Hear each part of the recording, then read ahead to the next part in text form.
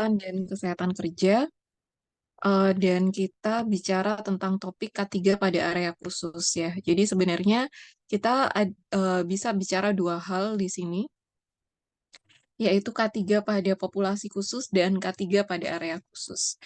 K3 pada populasi khusus kita akan bicara tentang K3 pada konteksnya K3 pada pekerja wanita dan anak-anak. Jadi ini adalah K3 pada populasi khusus ya. Kemudian kalau pada setting khusus kita akan bicara tentang K3 di bidang pertanian, pertambangan, dan usaha kecil. Kenapa kemudian ini disebut sebagai populasi khusus? Nanti akan kita jelaskan ya. Jadi langsung aja kita pada topik atau pada subtopik yang pertama, yaitu pada populasi khusus. Pada populasi khusus yang pertama kita akan membahas tentang pekerja atau tenaga kerja wanita, gitu ya. Jadi kenapa kemudian mereka menjadi populasi khusus? Apa yang membedakan dengan tenaga kerja laki-laki? Kenapa kita hanya membahas wanita dan anak-anak, gitu ya. Nah, kalau kita bicara tentang emansipasi wanita, persamaan gender, penyamaan hak dan kewajiban dalam pekerjaan, sebenarnya laki-laki dan perempuan memiliki hak yang sama dan memiliki kesempatan yang sama dalam kegiatan atau pencarian pekerjaan. Di Indonesia sendiri sebenarnya pekerja wanita mengalami peningkatan jumlah dari tahun ke tahun, gitu ya.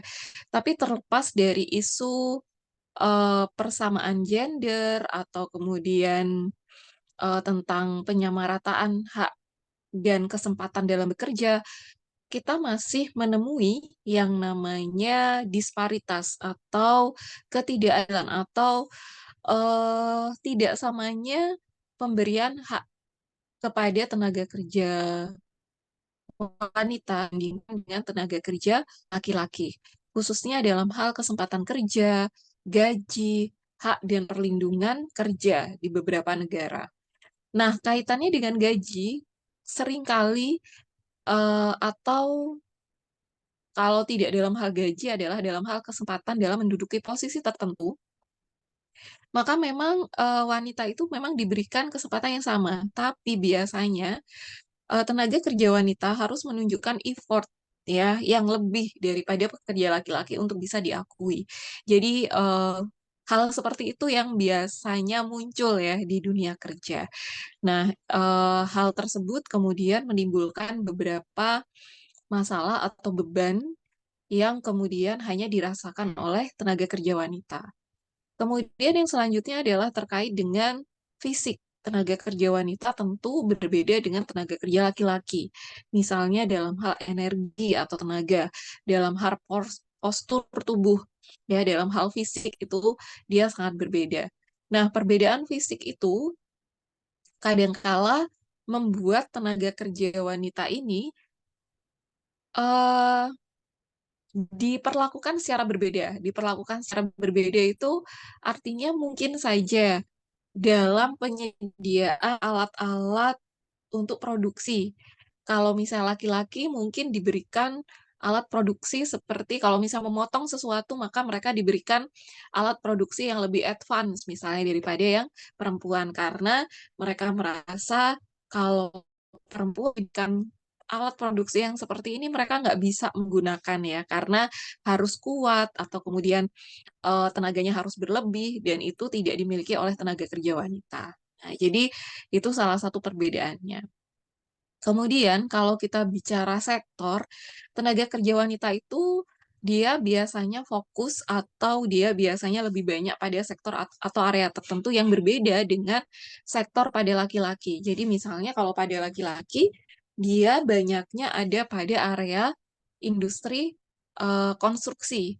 Tetapi kalau kita bicara industri konveksi, misalnya, maka yang lebih banyak adalah perempuan. Kalau kita bicara perkantoran, maka biasanya lebih banyak perempuan. Kalau kita bicara kesehatan, biasanya juga lebih banyak tenaga kesehatan perempuan dibandingkan laki-laki. Nah, itu jadi ada perbedaan antara laki-laki dan perempuan terkait dengan sektor atau wilayah kerja. Nah, yang selanjutnya adalah kalau di Indonesia sendiri dikatakan dari tahun ke tahun ini adalah publikasi dari BPS ya dari 2016 sampai 2021 dia mengalami peningkatan jumlah. Meskipun secara presentase jumlah tenaga kerja perempuan memang lebih sedikit daripada laki-laki. Karena memang kalau di Indonesia terkait culture, value, budaya yang wajib untuk mencari nafkah itu adalah laki-laki di dalam keluarga. Sehingga perempuan ini tidak wajib untuk mencari nafkah. Sehingga memang perempuan bekerja, presentasenya itu lebih sedikit daripada yang laki-laki, gitu ya. Jadi ini yang mempengaruhi. Kemudian masalah kesehatan yang dialami oleh tenaga kerja perempuan itu juga memiliki spesifikasi khusus dibandingkan penyakit akibat kerja yang dialami oleh laki-laki atau karakteristiknya itu berbeda. Hazardnya mungkin sama, tapi dampaknya mungkin secara spesifik pada perempuan berbeda daripada laki-laki, ya. Nah, yang selanjutnya lagi kita bahas yaitu beberapa isu terkait dengan K3. Nah, khusus pada K3 sendiri, ada beberapa hal yang menjadikan tenaga kerja perempuan ini menjadi populasi khusus atau populasi dengan atau populasi yang lebih beresiko daripada tenaga kerja laki-laki. Nah, salah satunya yang mempengaruhi adalah dari segi fisik ya, biological dan fisiologikal karakteristik. Jadi kalau pada perempuan, dia biasanya kandungan lemaknya lebih lebih banyak sehingga mungkin dia paparan hazard atau imunitas ya terkait dengan hazard fisika, cuaca itu mungkin lebih lemah daripada yang laki-laki ya. Mereka toleransi terhadap panas lebih rendah, juga dia tapi pada kalau misalnya pada tinggi, pada dingin itu mungkin mereka lebih bagus daripada laki-laki. Tapi kalau misalnya panas mereka lebih rendah. Sehingga kalau misalnya pekerja perempuan berada di area yang berada di lingkungan udara terbuka, mungkin mereka lebih beresiko terjadi heat stroke daripada pada laki-laki, gitu ya. Kemudian kalau isu dari K3 sendiri, kalau K3 kita hubungkan dengan APD, maka APD itu merupakan salah satu faktor penting yang mempengaruhi keselamatan dan kesehatan kerja. Sedangkan terkait dengan size atau ukuran, ternyata ukuran pada wanita itu kebanyakan ill-fitting atau kemudian tidak sesuai. Entah itu kebesaran, kepanjangan, atau kemudian seperti ini. Jadi tidak proporsional untuk digunakan oleh perempuan. Padahal mungkin saja size ini adalah size yang terkecil tetapi size terkecil secara general itu kadangkala masih besar untuk yang perempuan gitu ya. Sehingga apa? PPE atau APD yang kebesaran, kekecilan, tapi sebagian besar adalah kebesaran pada tenaga kerja perempuan, itu malah semakin membahayakan, gitu ya. Jadi misalnya APD yang tidak tepat seperti ini pada tenaga kesehatan, maka virus dan bakteri akan bisa masuk. Kemudian kalau kebesaran seperti ini akan menimbulkan resiko kesandung, kemudian malah nanti menjadi agen penyebaran bakteri dan lain sebagainya. Atau kemudian kalau kita menggunakan sarung tangan yang dia kebesaran, maka kemudian tidak aman juga bagi yang perempuan, mungkin kecantol atau kemudian mungkin tidak bebas dalam beraktivitas sehingga membahayakan dirinya sendiri. Nah, kemudian yang lainnya adalah eh, bisa saja kemudian eh, APD yang tidak sesuai itu juga mempengaruhi keselamatan mereka. Jadi misalnya safety belt yang dia kebesaran pada yang tenaga kerja perempuan, sehingga mereka merasa daripada memakai, toh nggak ada gunanya, akhirnya tidak memakai, sehingga resikonya juga kecelakaannya lebih lebih tinggi. Nah, itu yang terjadi. Kemudian yang selanjutnya yang khas lagi pada perempuan, itu ada yang namanya cuti untuk melahirkan ya sampai dengan cuti menyusui atau kemudian cuti karena menstruasi ya karena beberapa perempuan itu ketika menstruasi ada gangguan-gangguan yang menyebabkan dia kemudian tidak bisa bekerja. Nah, pada beberapa usaha tertentu, itu merupakan kerugian juga untuk perusahaan. Jadi bayangkan ketika cuti melahirkan harus tetap dibayar padahal mereka tidak bekerja. Nah, itu adalah salah satu kerugian finansial bagi perusahaan. Tapi kalau tidak dicutikan, maka itu melanggar undang-undang. Nah, itu yang terjadi. Sehingga kadangkala ada beberapa sektor pekerjaan yang hanya menerima tenaga kerja laki-laki atau mensyaratkan tenaga kerjanya atau calon tenaga kerjanya itu statusnya belum menikah gitu ya. Karena mengurangi resiko untuk maternity leave ini. Gitu. Jadi itu yang terjadi pada tenaga kerja perempuan. Kemudian yang selanjutnya lagi dari ukuran fisik, bahwa laki-laki ini secara general itu dia lebih tinggi, lebih berat, dan lebih kuat. Sehingga tadi beberapa alat-alat mesin itu dia disesuaikan dengan ukuran laki-laki. Padahal kadangkala pekerjaan itu bisa juga dilakukan oleh perempuan yang dia sudah dilatih. Tapi karena mesinnya disesuaikan dengan ukuran laki-laki, akhirnya tidak ergonomis untuk digunakan oleh tenaga kerja wanita. Nah, jadi terbatasnya alat produksi atau mesin yang disesuaikan dengan tenaga kerja wanita sehingga menimbulkan hazard ergonomis, gitu ya. Kemudian karena perbedaan ya antara laki-laki dan perempuan, maka perempuan itu lebih banyak beresiko kemudian mengalami yang namanya abuse atau eh, perilaku seksual harassment di tempat kerja, ya, baik itu dari rekan kerja atau dalam perjalanan menuju kerja, khususnya bagi tenaga kerja perempuan yang mengalami shift malam, ya, jadi atau shift sore. Jadi pulangnya atau berangkatnya di malam hari, mereka lebih beresiko untuk mengalami seksual harassment atau kemudian kejadian berbahaya ketika menuju tempat kerja. Yang seperti itu merupakan isu-isu atau masalah-masalah yang banyak ditemui terkait dengan K3. Sedangkan kalau kita bicara tentang keadilan, maka kalau kita bicara tentang metode evaluasi kinerja, metode promosi, maka tidak bisa kita pungkiri bahwa memang ada beberapa ketidakadilan yang masih banyak ditemui oleh tenaga kerja wanita dibandingkan dengan tenaga kerja laki-laki. Sehingga beberapa hak mereka itu tidak terpenuhi dalam konteks keadilan atau equity. Nah, itu yang terjadi pada isu-isu yang terjadi pada tenaga kerja wanita, gitu ya. Kemudian selain isu-isu K3 atau selain isu tentang keadilan, yang selanjutnya adalah peran ganda yang dilakukan oleh tenaga kerja perempuan.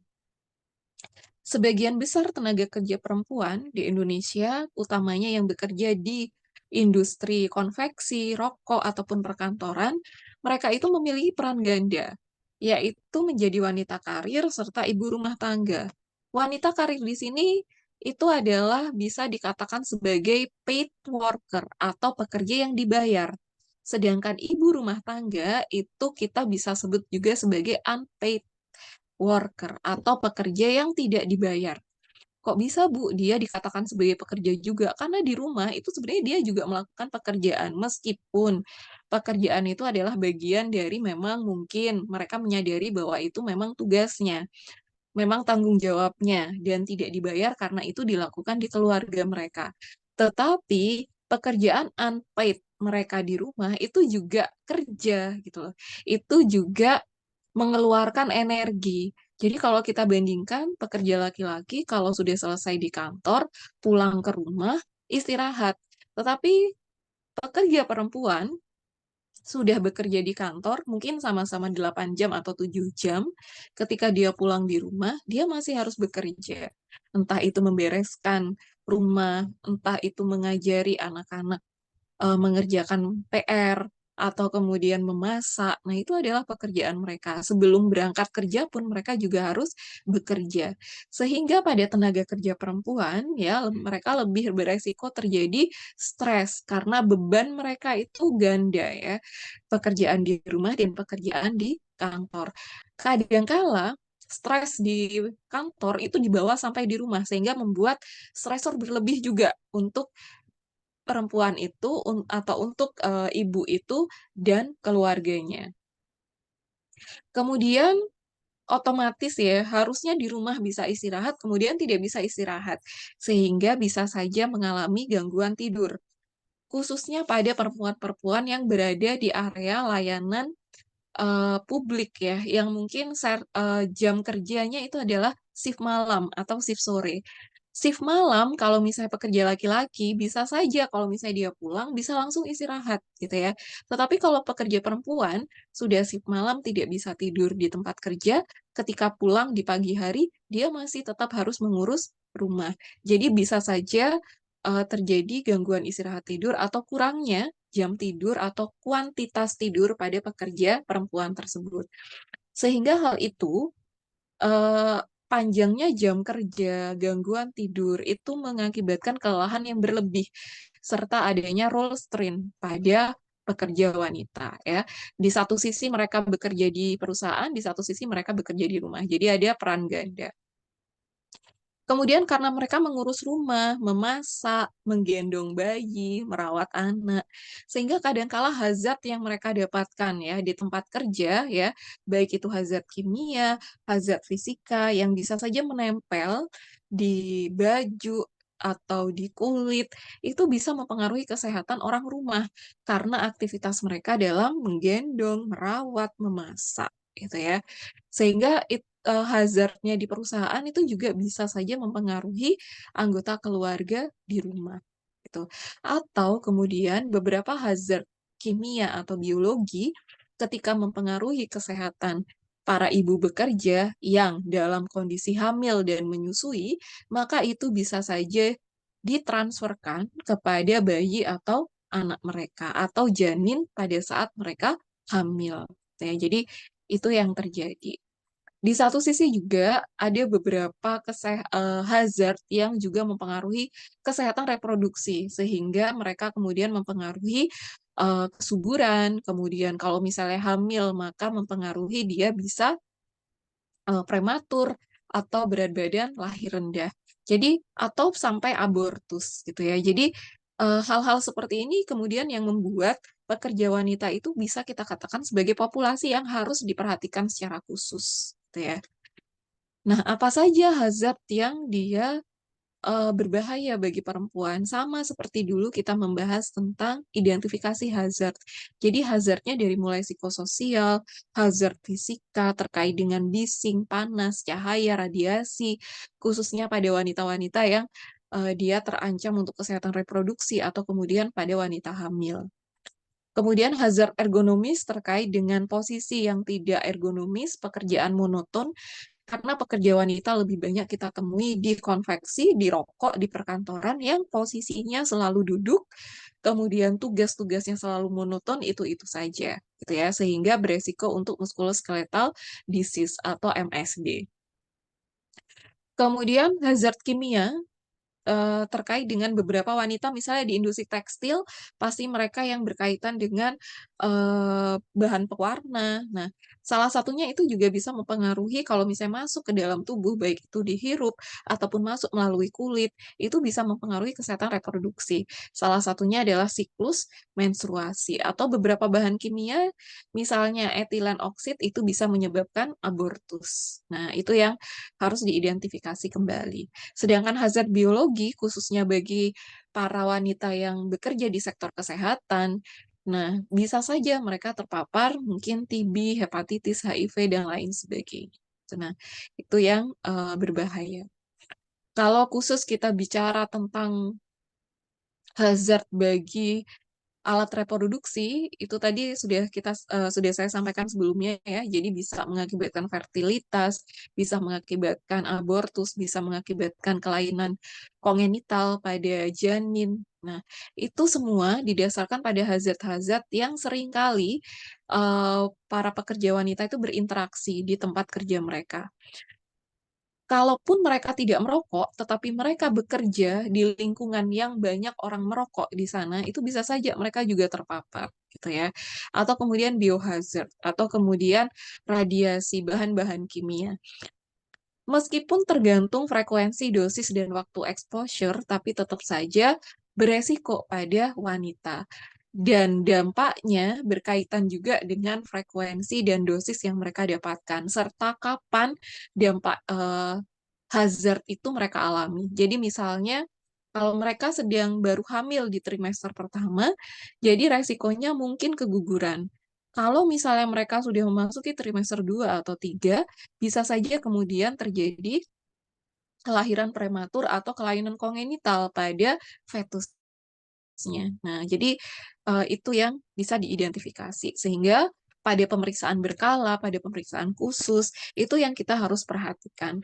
Bisa nggak di USG atau kemudian dilakukan pemeriksaan tidak hanya pada ibunya, tapi juga pada bayi yang dikandung. Kalau misalnya si ibu-ibu itu kemudian berinteraksi dengan obat-obat atau agen-agen biologi dan agen-agen kimia yang ini, gitu ya. Jadi ini ada contohnya, ini ada efek yang dapat ditampilkan, serta siapa saja pekerja-pekerja yang potensial mengalami paparan dari agen tersebut. Nah, ini adalah salah satu penelitian yang dilakukan di Indonesia di antara para pekerja di Sidoarjo. Jadi di situ ada lingkungan industri, mereka meneliti bagaimana pengaruh tentang jam kerja pada pekerja wanita dihubungkan dengan gangguan reproduksi. Ternyata memang gangguan reproduksi itu dialami oleh 63,3%, yang 60,6% diantaranya adalah gangguan saat menstruasi. Dan terdapat 20,2% itu adalah gangguan selama kehamilan. Kalau kita identifikasi lagi, ternyata pekerja perempuan yang bekerja di shift sore dan malam hari itu punya resiko lebih tinggi mereka mengalami yang namanya gangguan saat kehamilan dan abortus daripada perempuan yang bekerja di jam normal. Artinya jam normal itu pagi ya, dari jam 8 sampai jam 2 atau jam 4. Kenapa kemudian di shift malam? Karena misalnya tenaga kesehatan ya, di shift malam itu mereka relatif lebih ringan memang kerjanya daripada shift pagi dan siang. Tetapi jam kerjanya lebih lama. Dan ketika di shift malam, itu sekali lagi mereka berkurang waktu tidurnya atau mengalami gangguan istirahat tidur terkait dengan hormonal, kelelahan yang meningkat. Nah, itu akan mengakibatkan gangguan saat kehamilan. Jadi itu bisa jadi rekomendasi ya untuk perusahaan. Jika perusahaan itu ada shift bergantian dan ada pekerja wanita yang hamil, mungkin bisa kita rekomendasikan untuk mereka diusahakan mendapatkan shift yang biasa di pagi hari, gitu ya, dengan load kerja yang lebih ringan. Nah, itu yang bisa kita identifikasi. Program kesehatannya hampir sama terkait dengan hazard, APD, edukasi, monitoring, dan pemeriksaan berkala serta khusus pada wanita-wanita yang mendapatkan paparan yang resikonya tinggi, atau kemudian pada wanita-wanita dengan kondisi khusus, hamil atau menyusui. Nah, kemudian populasi khusus yang selanjutnya adalah tenaga kerja anak. Tenaga kerja anak di sini khususnya adalah tenaga kerja yang dipekerjakan secara ilegal, tidak sesuai umur, atau kemudian dipekerjakan tidak sesuai dengan tumbuh kembangnya. Nah, itulah yang akan kita bicarakan sebagai populasi khusus. Jika anak-anak itu dipekerjakan oleh keluarga untuk membantu usaha keluarga, jadi misalnya keluarga punya restoran, anak-anak itu disuruh membantu untuk di restoran dengan membersihkan meja, nyapu atau nyuci piring, untuk mendidik mereka agar memahami ya bagaimana pekerjaan keluarga atau kemudian melatih tanggung jawab mereka terhadap tugas-tugas rumah, itu nggak apa-apa. Itu tidak termasuk dengan populasi khusus pekerja anak yang kita bicarakan sekarang. Tuh ya. Nah, siapa saja atau bagaimana karakternya pekerja anak yang kita bicarakan sebagai populasi khusus yang beresiko masalah kesehatan adalah anak-anak yang dipaksa untuk bekerja dengan bayaran di bawah standar di bawah standar pekerjaan yang mereka lakukan. Jadi seharusnya pekerjaan mengangkut mengangkut barang itu digaji misalnya 100.000 ya, untuk yang orang dewasa. Tetapi pada anak-anak, mereka masih anak-anak, atau kemudian mereka tidak sekolah, atau mereka tidak punya pendidikan, saya kasih 50.000 saja. Nah, itu berarti yang termasuk dengan kategori ini. Jadi mempekerjakan anak dengan bayaran yang di bawah standar. Yang selanjutnya adalah ketika dia bekerja, maka dia tidak bisa lagi sekolah, sehingga bekerjanya dia kemudian membuat putus sekolah. Kemudian pekerjaan itu membahayakan baik secara fisik, mental, maupun secara sosial, moral kepada anak. Jadi misalnya anak-anak dipekerjakan di sektor pornografi atau prostitusi, atau kemudian disuruh menjadi kurir di perdagangan senjata ilegal. Nah, itu adalah termasuk kategori pekerjaan yang membahayakan bagi anak. Nah, itu yang termasuk populasi khusus yang kita bicarakan di sini. Jadi, tidak termasuk tugas yang diberikan pada anak sesuai dengan usia. Jadi, misalnya, anaknya masih kelas 5 SD ya. Mungkin kalau misalnya disuruh mengangkat untuk memberikan kepada konsumen di restoran itu mungkin tidak bisa karena dia harus mengangkat baki atau nampan dengan jumlah piring yang banyak. Itu mungkin dia masih belum mampu. Tapi dia dipekerjakan untuk mengelap meja saja. Nah, itu artinya tugas sesuai dengan usia. Dan pekerjaan itu tidak berbahaya serta anak itu tetap masih bisa sekolah dan belajar ya. Jadi International Labour Organization sendiri, dia juga mengungkapkan bahwa ada kriteria atau karakteristik tertentu yang membuat anak-anak itu menjadi populasi resiko, yaitu jika anak-anak itu dipekerjakan di luar standar yang sudah ditetapkan oleh International Labour Organization. Jadi misalnya, anak-anak yang bekerja di bawah usia 12 tahun itu paling tidak waktu bekerjanya itu 1 jam ya per hari. Ya, kemudian, ya, idealnya adalah 1 jam per hari. Jadi kalau misalnya lebih dari 1 jam, maka dia termasuk yang populasi resiko. Atau anak-anak dengan usia 14, di bawah 14 tahun, itu at least, itu idealnya adalah 14 jam per minggu, atau sehari itu adalah 2 jam, gitu ya. Jadi itu yang maksudnya yang ideal. Kalau memang kita mengajak anak bekerja untuk mendidik mereka bertanggung jawab terhadap kehidupan mereka. Kalau misalnya kita bicara anak-anak di bawah 17 tahun, tidak ada identifikasi hazardnya, tidak ada identifikasi jamnya, yang penting tidak membahayakan anak-anak tersebut. Nah, itu dari eh, International Labour Organization.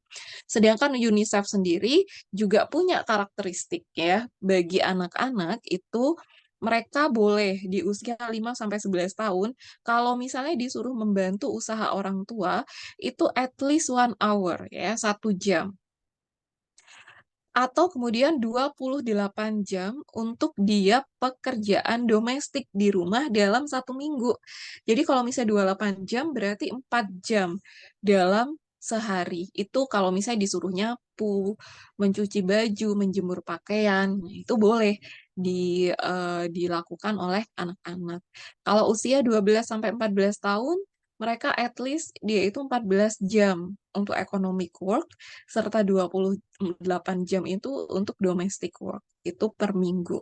Sedangkan usia 15 sampai 17 tahun boleh 43 jam untuk ekonomik atau domestik selama 1 minggu. Gitu ya, itu aturan dari UNICEF. Di luar aturan itu berarti pengusaha itu bisa dikatakan melanggar atau kemudian anak-anak tersebut sebagai populasi resiko yang resiko tinggi untuk mengalami masalah kesehatan. Kalau kita bicara kenapa sih anak-anak itu bekerja, faktor yang paling banyak mendorong anak-anak itu bekerja adalah kemiskinan, pasti. Tapi beberapa anak-anak yang bekerja dengan background keluarga miskin, itu tidak semuanya disuruh ya, bekerja disuruh oleh orang tua. Tapi biasanya mereka kesadaran sendiri untuk bekerja. Ya, jadi kalau misalnya kita suruh untuk berhenti, kadang mereka tidak bisa atau tidak mau. Karena secara motivasi mereka memang menginginkan untuk bekerja karena tidak tega terhadap kondisi orang tuanya. Nah, jadi anak-anak miskin seperti ini yang memang harus diperhatikan karena resikonya adalah mereka bekerja karena mereka miskin, tidak bersekolah, akhirnya standar pekerjaan yang diberikan pada mereka kebanyakan adalah pekerja kasar. Pekerja kasar itu kaitannya adalah pekerja yang membutuhkan energi, membutuhkan jam kerja panjang, sedangkan gajinya lumayan rendah. Nah, ketika mereka bekerja lama, padahal gajinya sedikit, otomatis itu mempengaruhi kondisi atau status kesehatan fisik mereka, gitu ya. Plus kemiskinan mereka. Jadi masalahnya juga semakin meningkat ya, sehingga resiko terhadap masalah kesehatan mereka juga semakin meningkat. Karena pekerja kasar, kadangkala di beberapa sektor industri konstruksi, mereka dipekerjakan untuk mengangkut barang-barang, bahan-bahan untuk konstruksi, misalnya semen, kayu, dan lain sebagainya, tanpa perlindungan APD yang pas, karena kebanyakan APD itu disesuaikan dengan ukuran orang dewasa. Sehingga seringkali mereka bekerja di area konstruksi, itu mereka tidak memakai APD. Sehingga ada kejadian jatuh karena tidak memakai safety belts, ada kejadian trauma kepala karena kejatuhan bahan-bahan dari konstruksi karena mereka tidak memakai helm pengaman. Nah, itu yang terjadi pada anak-anak gitu ya, resikonya seperti itu. Atau kemudian masyarakat tradisional. Masyarakat tradisional ini seperti tadi saya sampaikan, kalau ada keluarga-keluarga dengan usaha keluarga tertentu, mereka mengajarkan pada anak-anak mereka untuk bekerja, membantu orang tuanya untuk mengajarkan tanggung jawab, atau mengajarkan mereka sejak dari dini untuk meneruskan usaha keluarga.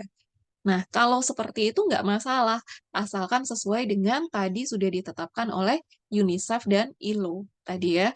Jadi bolehnya anak-anak dipekerjakan kalau misalnya memang secara domestic work itu seperti apa, atau kemudian sesuai dengan tanggung jawabnya itu bagaimana. Jadi untuk melatih tanggung jawabnya, anak-anak boleh disuruh bekerja, asalkan sesuai dengan kemampuan dan tugas tumbuh kembangnya.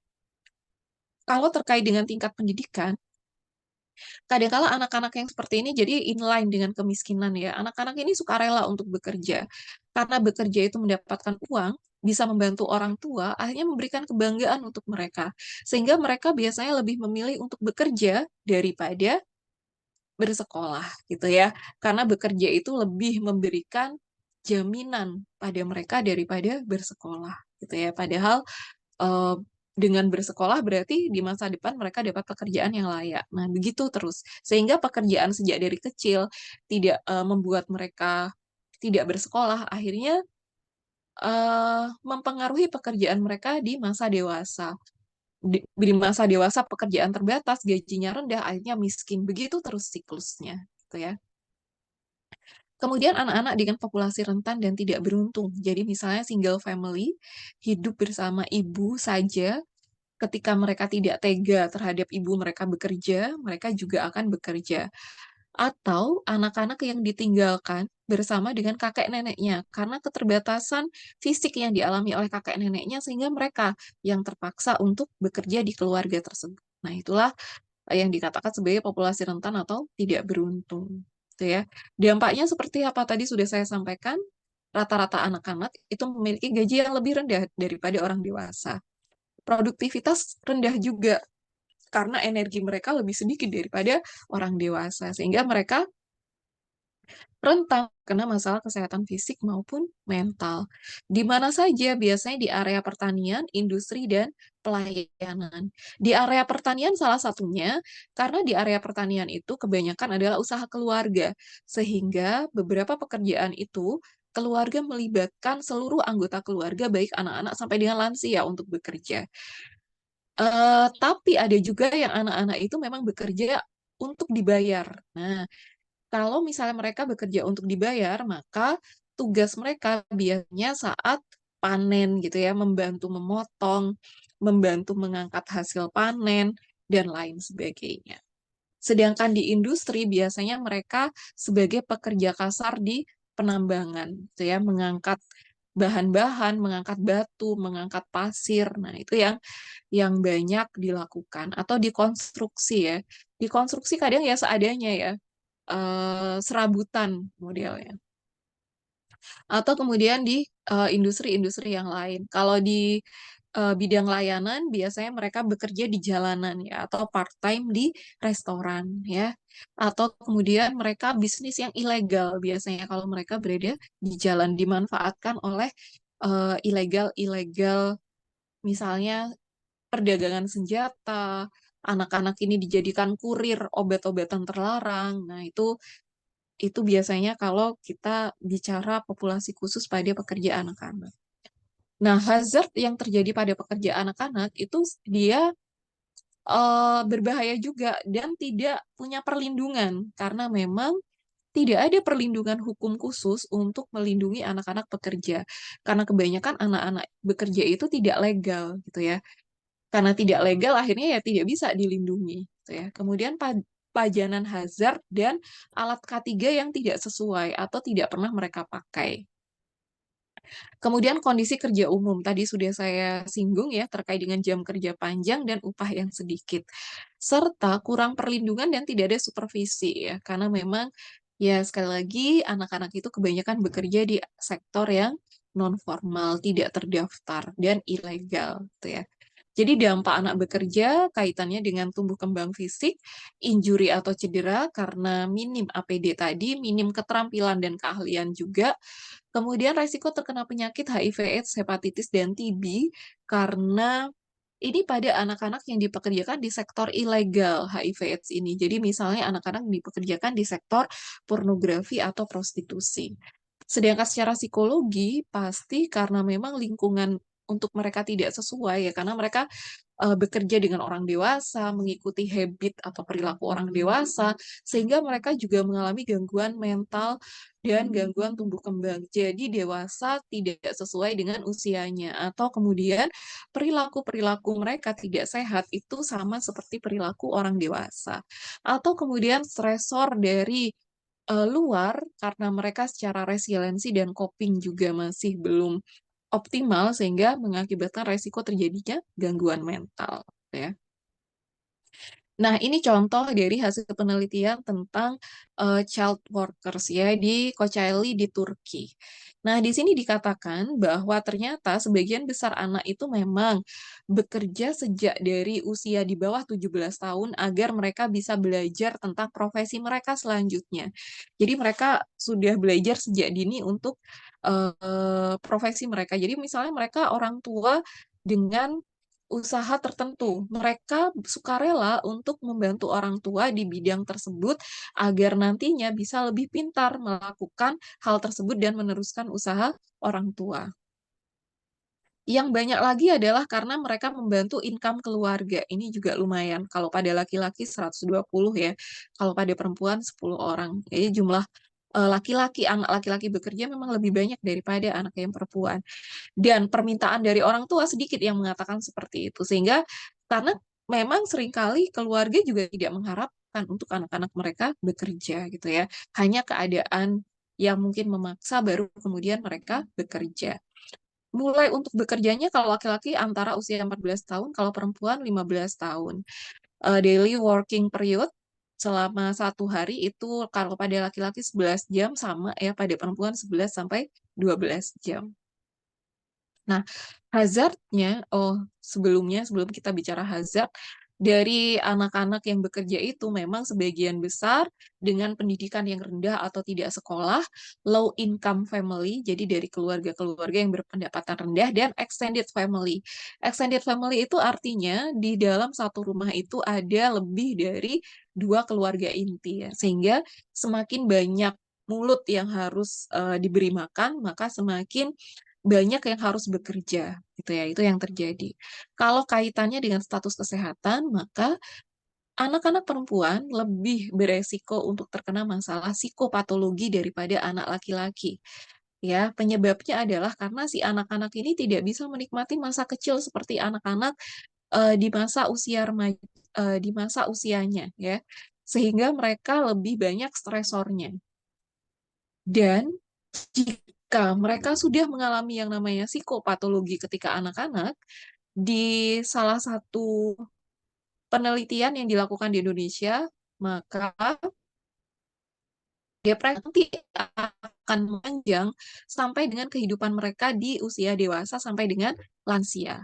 Nah, jadi resikonya malah memanjang nanti kalau terkait dengan depresi atau gangguan mental.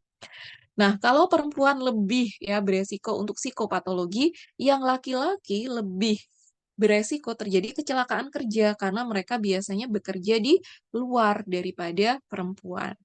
Tapi dua-duanya menyampaikan bahwa pekerja anak-anak ini lebih cenderung untuk mengalami gangguan tumbuh kembang ya. Kalau misalnya kita lihat dari data penelitian itu, ternyata memang perilaku tidak sehat itu muncul di mereka. Karena anak-anak ini bekerja, bergaul bersama orang dewasa. Sehingga mereka biasanya habitnya itu mengikuti orang-orang dewasa. Sehingga mereka juga merokok, mereka juga minum minuman alkohol, mereka juga ediktif terhadap nafsa dan obat-obatan. Nah, itu yang terjadi ya. Karena ini kaitannya dengan lingkungan. Penata laksanaan pasti kita advokasi secara kebijakan perundang-undangan untuk melindungi mereka, kemudian pelayanan kesehatan terkait dengan konseling, kemudian rehabilitasi, serta manajemen K3 yang baik. Ya. Nah, ini penelitian lagi terkait dengan physical health dan mental health. Jadi, hampir sama seperti yang sudah saya sampaikan sebelumnya. Nah, selanjutnya kita bicara di setting khusus. Yang pertama adalah pertanian. Di negara kita, para petani itu masih banyak yang seperti ini, ya. Jadi masih mayoritas para petani itu kemudian memanfaatkan sistem yang tradisional, memanen tradisional, manual, ya. Kemudian alat perlindungan diri juga tradisional. Jadi mereka jarang sekali memakai masker seperti tenaga kesehatan. Masker mereka kebanyakan hanya kaos ya. Kaos kemudian dijadikan sebagai masker sehingga sirkulasi udara itu juga tidak bebas, memaksa mereka untuk bolak-balik melepas ya. Melepas penutup hidung padahal mereka sedang melakukan penyemprotan pestisida. Nah, itu yang terjadi di negara kita. Kemudian alat manual atau melakukan pekerjaan secara manual tanpa mesin, itu membuat posisi mereka tidak ergonomis dan dilakukan itu secara monoton dan dalam jangka waktu yang lama. Jadi bayangkan posisi seperti ini untuk satu petak lahan yang luas sekali gitu ya. Jadi mereka rentan sekali terkena MSD atau musculoskeletal disease gitu. Nah, yang beresiko pula di daerah kita di Indonesia khususnya, sebagian besar di kita masih dikenal sebagai negara agraris ya. Jadi sebagian besar kita masih sebagai petani. Petani di kita tidak hanya di sawah, tapi mereka juga ada di kebun, di ladang, di hutan ya untuk kebun-kebun atau lahan-lahan yang dibuka di dalam hutan. Nah, jadi resikonya banyak, tidak hanya ergonomis, tetapi juga secara biologi ya. Terkena mungkin serangga atau binatang-binatang buas atau berbisa yang bisa saja kemudian menyerang mereka ketika mereka bekerja. Itu yang terjadi. Jadi kondisi kerja yang dilakukan di udara terbuka, terlalu panas dan terlalu dingin. Tadi, khususnya untuk pekerja perempuan, dia lebih cenderung untuk tidak tahan panas. Sehingga kebanyakan, apalagi kalau kita bicara agraris, kalau kita bicara sektor pertanian, jumlah tenaga kerja perempuan itu biasanya 50-50 dengan jumlah tenaga kerja laki-laki. Sehingga di sini sudah ada setting khusus dan juga sudah ada populasi khusus juga, yaitu tenaga kerja perempuan. Kemudian paparan hazardnya juga terus-menerus karena biasanya pekerjaan itu dilakukan musiman. Jadi kalau lagi musim panen, ya melakukan panen dalam posisi yang sama. Kalau lagi musim tanam, ya musim tanam dengan posisi yang tidak ergonomis tersebut dalam jangka waktu yang lama dan lahan yang banyak. Ya, jadi itu yang terjadi. Kemudian kontak dengan hewan dan tumbuhan sehingga kadang-kala menimbulkan alergi, gangguan pada kulit ya. Jadi misalnya di sawah bekerja untuk memanen padi, maka daun-daun padi itu kan Jadi banyak ini dia dulu. eh, ya, suara saya jelas ya? Jelas, Nurse. Jelas. Ya. Jadi hal tersebut itu juga bisa menimbulkan alergi pada kulit dari pekerja, apalagi mereka tidak terbiasa menggunakan sarung tangan gitu ya. Atau kemudian digigit ular berbisa kalau misalnya di sawah. Kemudian penggunaan kimia dan produk biologi untuk pupuk. Nah, itu juga membahayakan bagi para pekerja, apalagi kalau tidak memakai APD yang tepat gitu ya. Pada anak-anak tadi sudah lumayan kita bahas, kalau pada perempuan juga paparan pestisida, meskipun ya kalau di area pertanian yang bertugas menyemprot itu biasanya pekerja laki-laki. Tetapi pekerja perempuan itu diberikan tugas setelah proses penyemprotan selesai, biasanya 1 hari setelah, yang dampak pestisidanya itu masih menempel di tanaman ya, sedangkan mereka bersentuhan langsung dengan tanaman tersebut. Jadi sebenarnya resikonya sama saja. Nah, ini hazardnya di pertanian, tadi sudah kita bahas ya. Kemudian ini occupation disease, kalau di pertanian itu apa saja? Salah satunya adalah terkait dengan hazard biologi, kemudian juga hazard kimia. Kalau ini adalah salah satu penelitian di Indonesia mengungkapkan bahwa kebanyakan dari petani di Indonesia memiliki masalah-masalah kesehatan seperti ini. Jadi anemis, kemudian gangguan muskuloskeletal pada nyeri ya, pada persendian dan tulang gitu ya, karena posisi dan jam kerja yang lama. Pelayanan kesehatan termasuk isu juga di K3 karena mereka tidak di bawah perusahaan sehingga mereka tidak berada di bawah SMK 3. Ya, sehingga sistem untuk manajemen K3-nya itu juga tidak ada, sehingga mereka juga tidak ada perlindungannya. Nah, sedangkan yang seharusnya bertanggung jawab itu adalah puskesmas. Nah, sementara ini program di puskesmas juga ada yang namanya occupational health program. Nah, itu terbatas, biasanya programnya ada pada perusahaan atau industri. Kalau pada pertanian, kalau misalnya itu bukan merupakan program inovasi mereka, itu biasanya agak-agak terabaikan, ya. Itulah resiko kalau misalnya menjadi petani, sehingga penyakit akibat kerja itu jarang sekali muncul di Indonesia, ya, di pelayanan Indonesia. Penata laksanaan tetap ya terkait dengan pestisida, posisi ergonomis, pasti pendidikan kesehatan, kemudian penggunaan APD yang tepat. Kalau peternakan ya, otomatis mereka yang berinteraksi dengan hewan. Kalau berinteraksi dengan hewan, maka resikonya adalah zoonosis atau bakteri-bakteri yang bisa dari hewan dia bisa menulari manusia. Nah, itu resikonya atau hazardnya. Siapa saja pekerja di peternakan? Kalau di kita ya peternak itu sendiri, kemudian dokter hewan atau perawat yang perawat untuk hewan, atau kemudian pekerja-pekerja di kebun binatang, atau peneliti yang seringkali berinteraksi dengan hewan coba. Nah, jadi itu adalah pekerja yang beresiko. Resiko yang terjadi pada pekerja di peternakan itu salah satunya adalah alergi atau kemudian luka karena tergigit atau dicakar oleh hewan ya. Dari situ kemudian muncul resiko terjadinya infeksi atau penyakit zoonosis. Jadi ini adalah contoh-contoh zoonosis yang disebabkan karena hazard atau kecelakaan saat bekerja dengan hewan, baik itu antraks, rabies gitu ya, atau kemudian penyakit kulit, ringworm, atau kemudian campylobacteriosis. Jadi itu adalah macam-macam zoonosis yang bisa dialami oleh pekerja yang bersentuhan atau berinteraksi di hewan. Nah, hazard yang kedua adalah digigit atau dicakar ya. Jadi kebanyakan pekerja yang mengalami kecelakaan digigit atau dicakar itu adalah pekerja-pekerja yang menangani kucing, anjing, tikus gitu ya, reptil atau burung. Nah, pekerja-pekerja tersebut harus dia penata laksanaannya adalah dengan memakai APD yang tepat atau kemudian mengenal hewan-hewan tersebut. Jadi ada perilaku-perilaku yang sudah kita identifikasi misalnya gelisah. Oh, kalau gelisah berarti kita harus membatasi karena hewan yang sangat gelisah nanti beresiko untuk terjadi menggigit itu kepada perawatnya. Jadi selain menggunakan APD, bisa saja dia vaksin sebelumnya. Kemudian alergi. Alergi, misalnya alergi terhadap bulu, terhadap rambut, atau terhadap beberapa hewan-hewan tertentu. Caranya adalah kita harus mengidentifikasi pekerja tersebut alergi pada apa. Jadi menghindari kontak atau kemudian memakai APD yang full APD.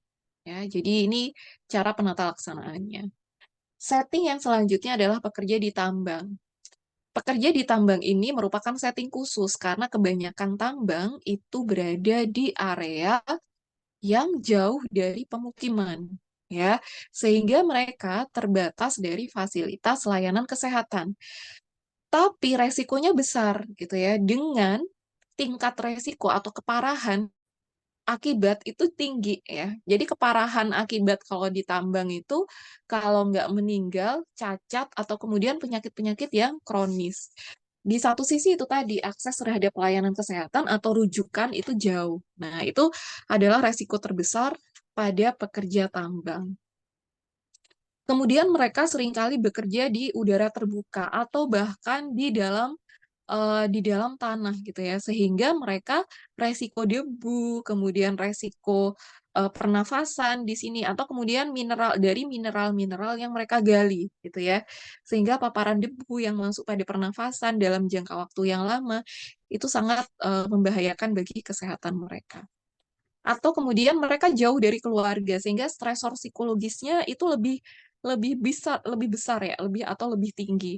Sudah jauh dari keluarga, jauh dari peradaban, yang ditemuin ya itu-itu aja gitu ya. Jadi ya kondisi lingkungan yang mereka hadapi ya itu-itu aja selama 6 bulan atau bahkan 1 tahun ya. Jadi tidak ada hiburan sama sekali gitu ya. Jadi itu hazardnya, baik itu dari mesin, hazard kimia, ekonomi, psikososial, maupun secara biologi.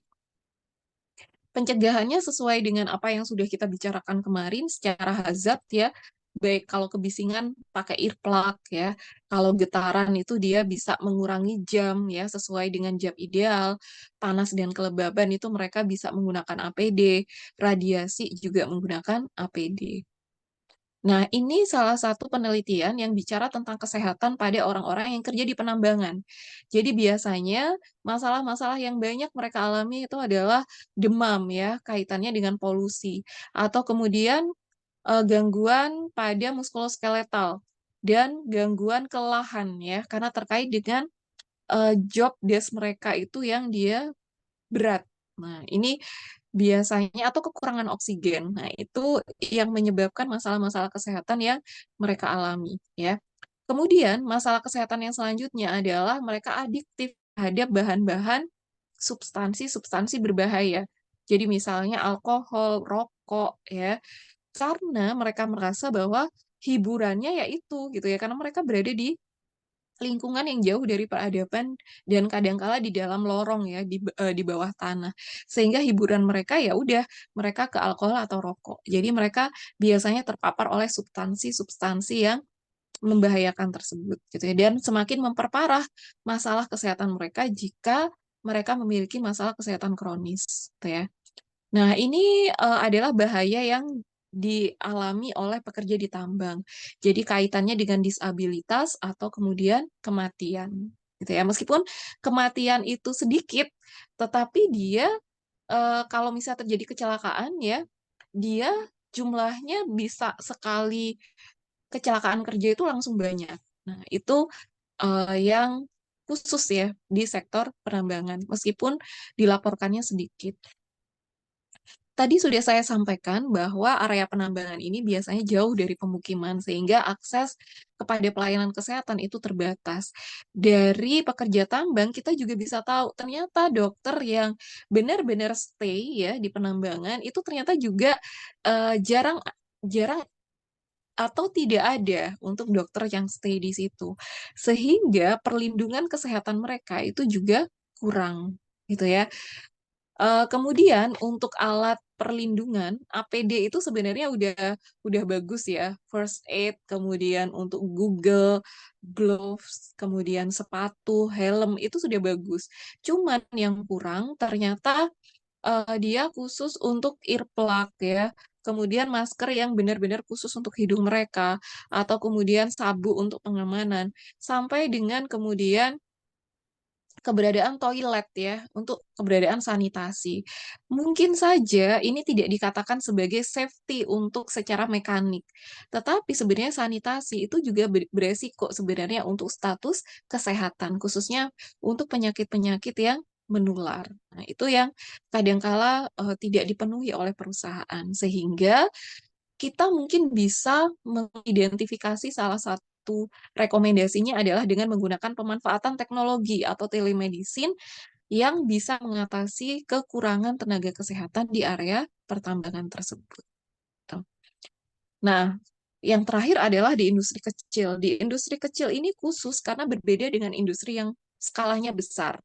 Kalau skala besar, ya mereka bisa dilakukan aturan supaya mereka harus punya SMK 3. Tapi kalau di lingkungan kecil, nggak ada SMK 3-nya. Sehingga perlindungan dan manajemen K3-nya untuk mereka dari perusahaan atau yang memberi kerja mereka itu juga tidak ada. Tetapi industri kecil ini biasanya di bawah puskesmas ya, sehingga perlindungan K3 dan kesehatan kerja mereka itu di bawah puskesmas atau di bawah program puskesmas gitu ya. Tapi tetap saja kalau misalnya ada kecelakaan kerja, jatuh, kepotong mesin, itu biasanya tidak diperhitungkan sebagai kecelakaan kerja, sehingga asuransi kerja mereka nggak dapat gitu ya. Jadi jarang industri kecil itu yang memberikan BPJS Ketenagakerjaan untuk pekerja mereka. Sehingga yang harus perlu kita tingkatkan adalah perhatian dari pengusaha di industri kecil untuk memperhatikan sektor K3 dari mulai identifikasi bahaya sampai dengan eh, peluang pengobatan bagi pekerja yang mengalami resiko untuk terkena kecelakaan kerja, ya. Sedangkan ini yang bisa kita lakukan antara lain meningkatkan kesadaran pengusaha, alternatif perawatan kesehatan, penegakan hukum jika tidak ada K3, memotivasi ya pengusaha atau industri kecil untuk bisa menegakkan K3 di masing-masing industrinya. Jadi itu yang harus kita identifikasi. Apa saja tugas perawat di industri kecil adalah yang seperti ini. Jadi ini bisa dipahami. Oke, itu saja. Silahkan jika ada pertanyaan dari teman-teman.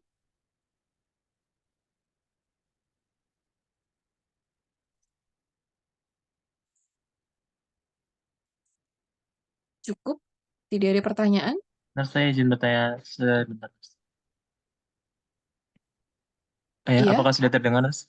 iya. Heeh. Saya izin bertanya, Mas, mungkin terkait tadi juga yang menyenggol juga terkait kesetaraan gender, di mana biasanya perawat wanita itu kan agak dikesampingkan ya di setting industri gitu. Dan saya mungkin izin bertanya, Mas, misalkan dari uh, beberapa pendaftar gitu misalkan ada perawat wanita ataupun laki-laki saling mendaftar apakah kalau misalkan dari Nas sendiri misalkan pernah menjumpai terkait dari pasien apa perawat wanita ini sebenarnya memiliki kriteria yang bagus buat melaksanakan industri, tapi di satu sisi uh, perawat wanita ini mungkin memiliki tubuh yang mungkin kurang kekar seperti tadi yang disampaikan, dan ini apakah sangat menjadi faktor penentu buat wanita ini nggak lolos, walaupun laki-laki tadi sekiranya itu memiliki kemampuan juga tapi di bawahnya wanita itu, cuman dari fisiknya laki-laki ini lebih mendukung. Dan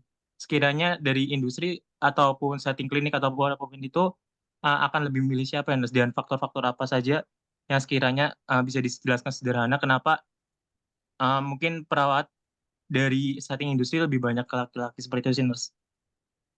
Oke, baik. Terima kasih terkait ini khusus untuk rekrutmen untuk tenaga kesehatan ya atau perawat. Eh, Sesuai dengan permintaan dari perusahaan atau klinik tersebut. Jadi mereka membutuhkan perawat dengan keterampilan apa, gitu ya. Jadi kalau misalnya untuk rawat luka kan tidak perlu, kadang secara ergonomis kan mungkin tidak ada masalah ya. Atau kemudian untuk merawat misalnya tidak membutuhkan lebih banyak tenaga atau tidak membutuhkan kerja lapangan gitu ya. Kecuali perusahaan tersebut mengkhususkan, menspesialisasikan nanti tenaga kerjanya harus siap di lapangan, harus siap dengan stresor tertentu, harus bisa mobile karena mereka ingin merekrut perawat yang bisa mobile atau melakukan kunjungan rumah ya. Kalau misalnya seperti itu, maka bisa saja dilihat dari kualifikasi pendidikan, dilihat dari kualifikasi kemampuan, dilihat dari kualifikasi psikologis, mungkin lebih unggul ya yang laki-laki daripada yang perempuan. Karena itu yang dibutuhkan. Meskipun secara keterampilan nanti yang perempuan ini lebih terampil loh daripada laki-laki. Tapi kadangkala perusahaan itu lebih lebih berani untuk melatih dulu ya, melatih dulu daripada mendapatkan yang nanti dalam jangka panjang itu secara ketahanan tubuh, coping itu lebih rendah daripada misalnya yang laki-laki. Jadi bisa saja itu tergantung dari spesifikasi yang diinginkan oleh perusahaan atau klinik yang ingin merekrut perawat tersebut. Jadi seperti itu, Dek. Jadi pertimbangannya saya nggak bisa menyampaikan secara keseluruhan atau secara general. Jadi tergantung kebutuhan apa yang harus dipenuhi oleh perusahaan. Jadi seperti itu.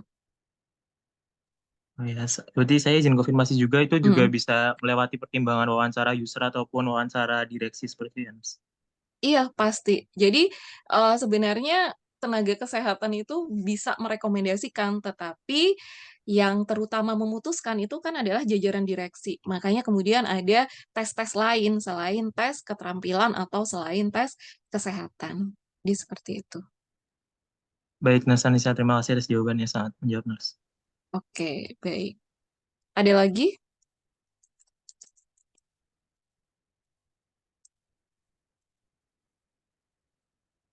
Ada lagi? Kalau tidak ada, saya izin mengabsen dulu ya.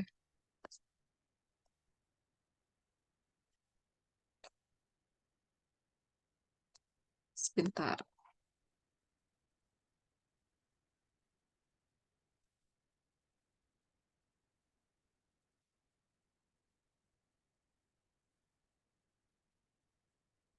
Dari reguler 4 dulu. Mariana Magdalena, Hadir, Nurse. Sylvia Nurul, Hadir, Nurse. Hadir, Faza Nurse. Fadia Putri, Hadir. Aurelantika, Hadir, Nurse. Anissa Rahma, Hadir, Nurse. Pramudita, Hadir, Nurse. Claudia Hesti,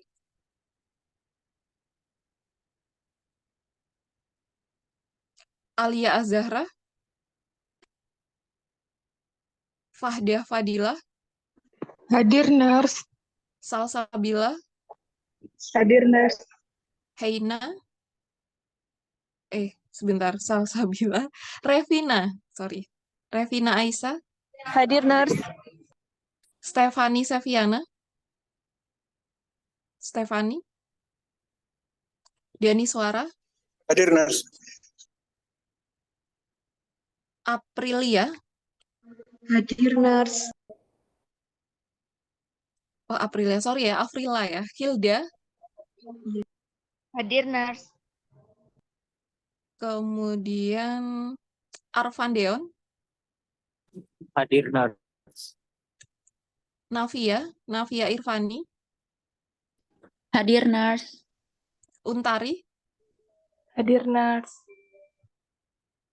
Rahmah Rizkina, Hadir, Nurse. Salma Nur Febrianti, Hadir, Nurse. Iklima Aisyah, Hadir, Nurse. Ilin Amanda, Hadir, Nurse. Fauzia Kamila, Hadir, Nurse. Firly Putri, Hadir, Nurse. Nabila Nashwa, Nabila, Noviana, Hadir, Nurse. Valencia, Hadir. Hadir. Muhammad Andre Sugiharto, Hadir, Nurse. Zakia Tunisa,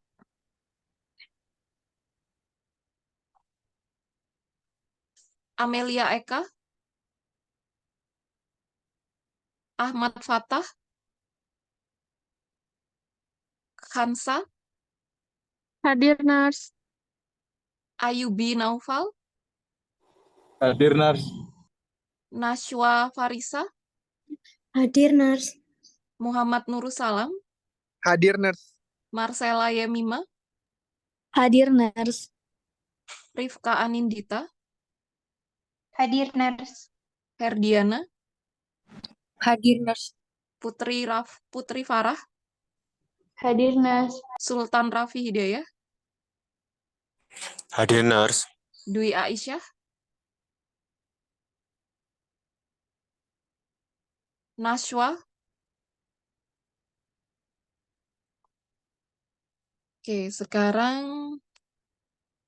Oke, terima kasih. Sekarang kita ke reguler.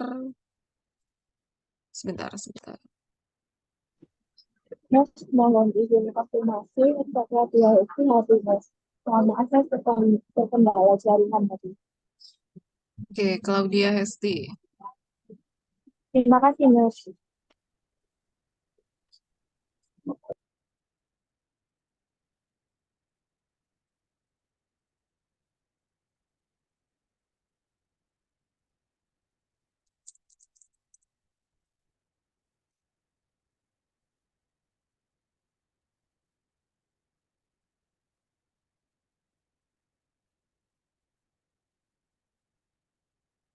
Oke, sekarang reguler 3. Diva Ayu Setianingsih, Hadir Nars. Amalia Kartika, Hadir Nars. Fatul Muin, Marcelina, Hadir Nars. Risfa, Hadir Nars. Nurul Hidayati, Jennifer Aisyah, Hadir Nars. Juwita Nindya, Hadir, Nars. Muhammad Kevin, Hadir Nars. Faurera, Nashwa Zahra, Hadir Nars. Yulia Rahmawati, Tri Arma Naena, Hadir Nars. oh Tria ya, sorry. Nur Aida, Hadir Nars. Sahda, Hadir Nars. Revania, Hadir Nars. Ulia Nurul Istiqomah, Hadir Nars. Erika Yohana, Hadir Nars. Amanda, Hadir Nars. Ahmad Lutfan, Kemala Andini, Hadir Nars. Esya Sabina, Hadir Nars. Nuke Hadir Cindy, Andini Virus, Hadir Nars. Bening Kalyana, Hadir Nars. Salma, Aulia Fauzia, Hadir Nars. Nabila Destra, Hadir Nars. Diva Salsabella,